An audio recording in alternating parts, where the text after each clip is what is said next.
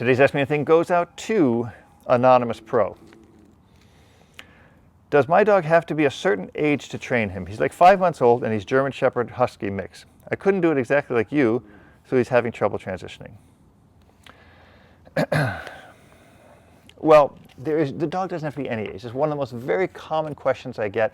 Maybe the most common question I get is, when do I start training my dog? And the answer is now. There's no better time to train your dog than now. There's no better reason to train your dog than to make the best dog possible. And there's no excuse not to train your dog from day one when you get him. That's it. It doesn't have to be strict obedience. It can be little basic things like luring, shaping, getting the dog to move around, getting the dog to sit down, come, stay, spin in a circle, anything. Getting the dog to work for their food makes the dog a better dog. You must train your dog from the minute you get him. It's based on a relationship. It's not, like I said, strict obedience, fancy things or forcing or anything. It's getting the dog to simply work for your attention, through your food, or anything else. Train, train, train. Start now, train till the dog dies. Every single day is a training experience for the dog, because it will give the dog a reason to live and it will give the dog a reason to connect to you. How would you teach this to an older, bigger dog, like a 9-month-old Belgian Malinois? No, you're talking about the dog jumping up, because you asked it in another video, so it's not a full question. I'm going to explain it to the rest of the viewers here. This is an answer to what do you do about dogs jumping up on you? And I always talk about stepping forward into the dog. So, 9-month-old Belgian Malinois stepping into his space when he's about to jump just has us hitting each other. While doing it, he's already on me, doesn't work. Unless I do it hard enough to make him fall over himself, which seems to makes him think it's playing. Well, okay, so you have a 9-month-old Belgian Malinois.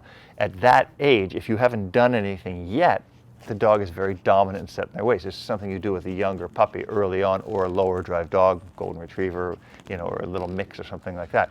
If you have a high drive, hard working dog, and he's at 9-month-old, he's in that adolescent stage now where he's going to start being a little bit more dominant. So you need to control the dog. What I would probably do is make sure the dog is on some kind of a line and correct the dog by stepping on the leash. So when he goes to jump up, you can step on that leash and keep him from jumping up. And that is a much safer correction. But a 9-month-old dog, the other thing too is get a line on the dog. And when he starts doing it, tell him, hey, knock it off.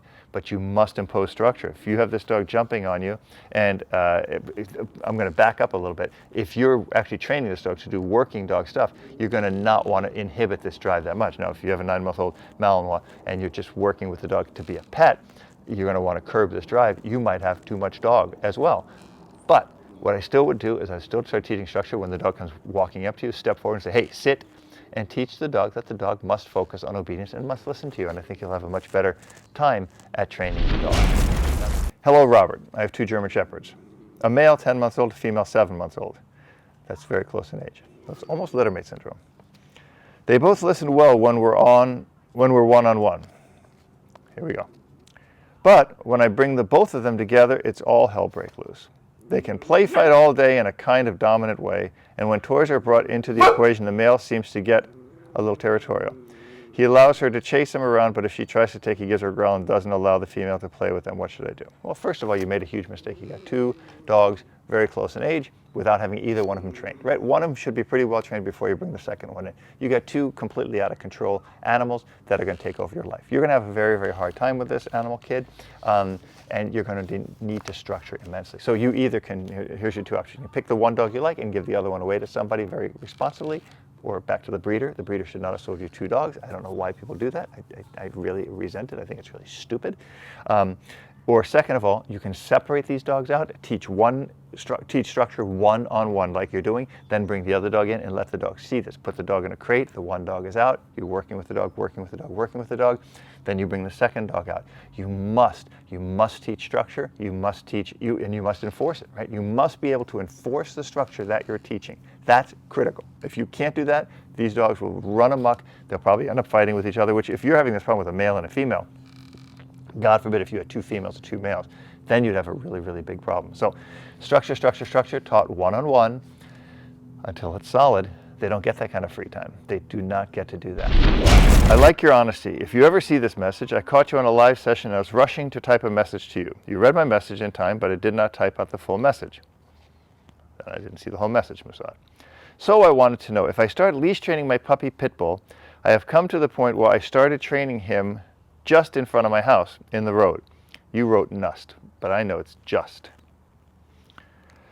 But when I walk past the neighbor's house, there comes running to the gate and starts barking. My puppy gets so scared that he tries running away and pulling on a leash. He does not hear me or notice me when he is in this scared state.